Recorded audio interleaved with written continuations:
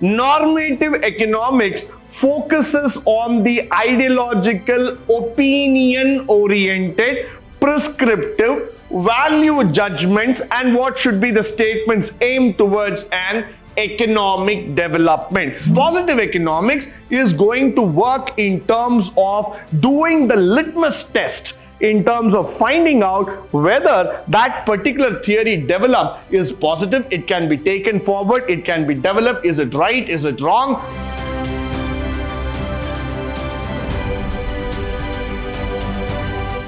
Good morning and welcome to the second session in Chapter 1, Introduction to Microeconomics, where we are going to talk about a very important topic called as the positive and normative economics. Now, this is a part of the syllabus in terms of a very important concept. We are going to have an in-depth view about what is the normative economics and the positive economics all about. Now let's start with the normative economics here.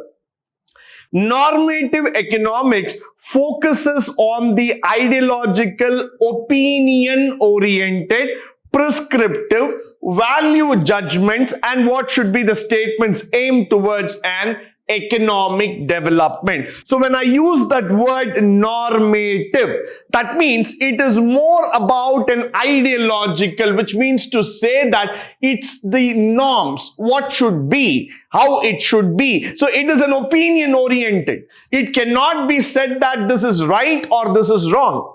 It cannot be judged by saying that it is a binary option altogether. No, it's not something like that. It is not something a watertight component. It is not a fixed answer. Rather, it is just a judgmental view of a person. Now, anybody can judge a situation according to his views, according to his will and wish. So what we try to do in economics here is that we are just passing on statements. We are just passing on the views, the comments on a particular scenario altogether. So that's where normative comes. So that's why we say it focuses on ideological, opinion oriented. We are focusing on the opinions of others on a particular scenario. So everybody will have their own thought process when it comes to talking about a particular scenario, about a particular situation.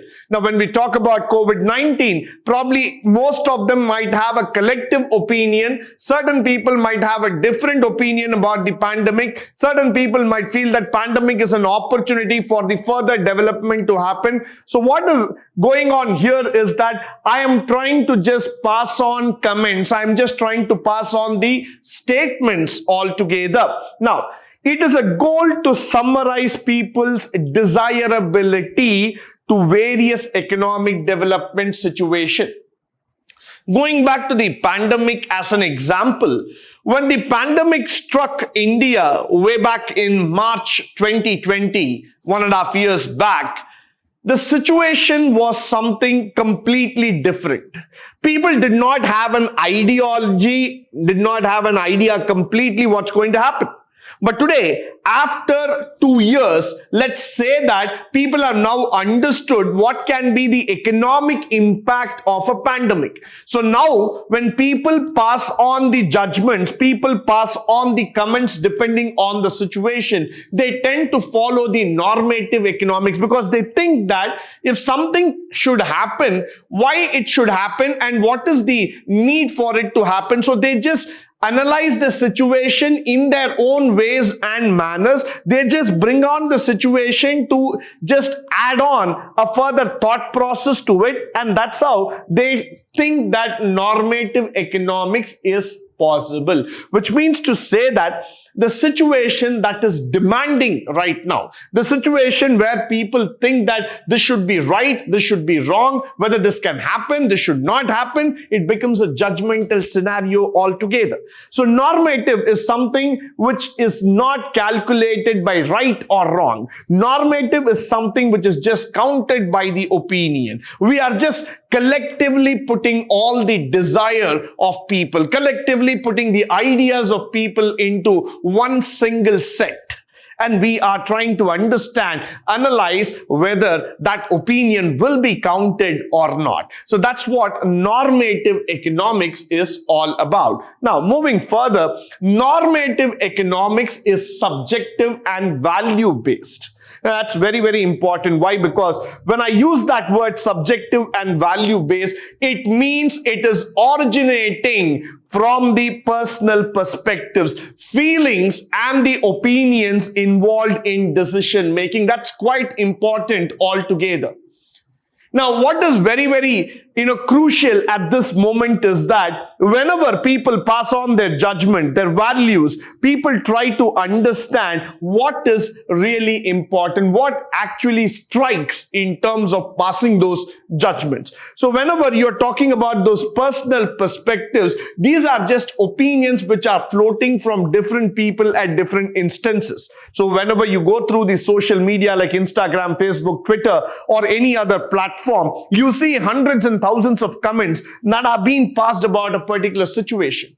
Now, those are being counted as individual opinions. They are not definitive. They are not directive. They are not supposed to be counted or taken as the final stand altogether. They are just opinions which are passed on by hundreds and thousands of netizens. Let me use that word, net citizens altogether. Now, the normative economic statements are rigid and prescriptive in nature. What I define, what I opine about a particular situation, what I comment about a particular situation is definitive. It's my answer, it's rigid. So I'm not going to think two ways about it. If I feel it is right, yes, it is right. If I feel it is wrong, it is wrong. Now, that is just a personal thought process. So in normative, we are not going back and forth. In normative, we are not trying to take stance. We are not trying to take any kind of balanced scorecard positionality. What we are trying to do in normative economics is just throw the comments in the public. Now, it is up to the public to judge, to take on that values and then start moving further. Now, in normative, the most important thing is that since the comments that are passed are rigid in nature and they are prescriptive in nature, it is always accepted and allowed that either you can amend it or you can just ignore it. Now, the other thing is that they often sound political or authoritarian, by which the economic branch should be also called what should be or what ought to be. Now, what happens here is that when people pass comment about a situation, about a scenario, it might be about an economic development or it might be about any other scenario, people think that they are experts in that field. People just comment about it right, center, left. They think that, yes, I know it. That's why I told it. Now, when people are being asked about the performance of India in Olympics, you see hundreds and thousands of comments.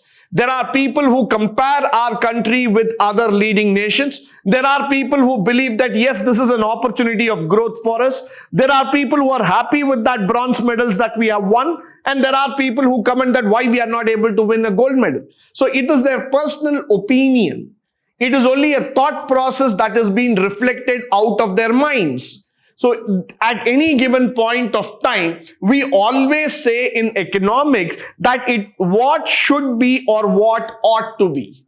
It is only a should. It's only a factor of what it might be altogether, but this is not the final. This is not the end of the world altogether. So that's why normative economics is an opinion collection. It is all about putting ideas together. Now, the next thing, an example of normative is the government should provide basic health care to all citizens. Now, this is very, very important for us. Now, look at the statement. The government should provide basic health care to all citizens.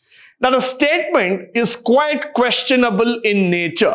Now, if you're going to counter argue on that statement and ask this, why should the government provide? Why is that it's always on the government only? Can't the private sector participate in healthcare? Can there be a participation of public and private combination? So there can be a counter argument to that statement. But on the other side, if I'm going to support this statement, yes, I believe that the government should provide. That's their basic duty. So this is only an opinion-based statement. This is not the end. So what you can derive out of it is some value-based idea, is some opinion which is rooted deep in the minds of people, what they think it can be possible, what they think it is possible, and what they believe is that yes, we can probably look into it. So normative will give you enough room to think, to put your opinions, and to make it even more easier. So that's why we say normative economics provides a chance for the public to give out their opinion. Followed by the positive economics. It is a stream of economics that focuses on description, quantification, explanation of economic development, expectations, and the associated phenomena. Now look at positive economics. When I move to the next branch of economics, when I say positive, that focuses on description, quantification. So I'm going to quantify something. I'm not going to leave it just like that. I'm going to give you the reason now. I'm going to talk about the cause and effect relationship altogether. I'm not just going to take this in a very easy stand. I'm going to say that if there is a possibility, if there is a question, if there is a challenge that's going to come further, there is going to be a factor where I'm going to ask you why, how, when, and what. So I'm now going to getting into the questionable part of each and every action, questionable part of each and every statement that is going to be provided in economics. So that's where positive economics comes. And I'm also focusing on that word called as explanation of the economic development. Any development, any factor that has led to the growth of a country has definitely an explanation, has definitely a meaning. It has got an objective behind it. So that's where exactly positive economics comes into picture. So we believe this school of economics relies on the objective data analysis, relevant facts, and associated figure. This is not something where I'm just going to make a statement in the air. This is not something where I'm just going to throw my judgmental views about somebody or some situation. This is something which comes with a proper statistical analysis. This is a statement that comes with a reliable data where I can work it out, where I can prove it, and I can tell you this is what that leads to that particular situation. So that's why I say positive economics has got some connection. It has got a source to be proven. Now, it attempts to establish any cause and effect relationship. Probably this is one thing that we have to understand with any of the behavioral economics altogether. Why? Because whatever happens in our life, we always believe that there is a cause and effect relationship. Because I did that thing on that particular day, today I'm getting it back. So exactly that cause and effect relationship is what is being measured as a part of the positive economics, and that's why we say that it is able to ascertain and test the development of economic theories. Now, positive economics is going to work in terms of doing the litmus test, in terms of finding out whether that particular theory developed is positive, it can be taken forward, it can be developed, is it right, is it wrong? All those factors are going to be done by the positive economics. Followed by positive economics is objective oriented. This is something fact-based, precise, descriptive, and clearly measurable. So very, very important for all of us. Why? Because whenever we are talking about that word, precise, descriptive, clearly, and measurable, that means to say that the statements are going to be quantified. They're going to be looked into at a micro level. They're going to be understood to the depth as far as possible, and then we are going to see whether those statements are working or not. These statements can be measured against tangible evidence. Please look at that word, tangible evidence or historical instances. So history tells us that whenever these incidents have happened or whenever these situations have cropped up, there is some meaning behind it. There are some rationalization behind it. You are not going to accept anything that's been thrown at you. You are going to question me back asking this, that how, when, what, and why. So definitely here, when we talk about that positive economics, we are talking about an approval and disapproval.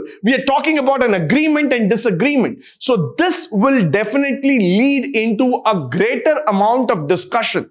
This will lead into a debate situation where people will try to ask you, how are you able to stand on a particular opinion? What makes you to justify your statement altogether? So that's why positive economics is very, very important for all of us to learn. Now, here is an example that I would like to quote for a positive economics.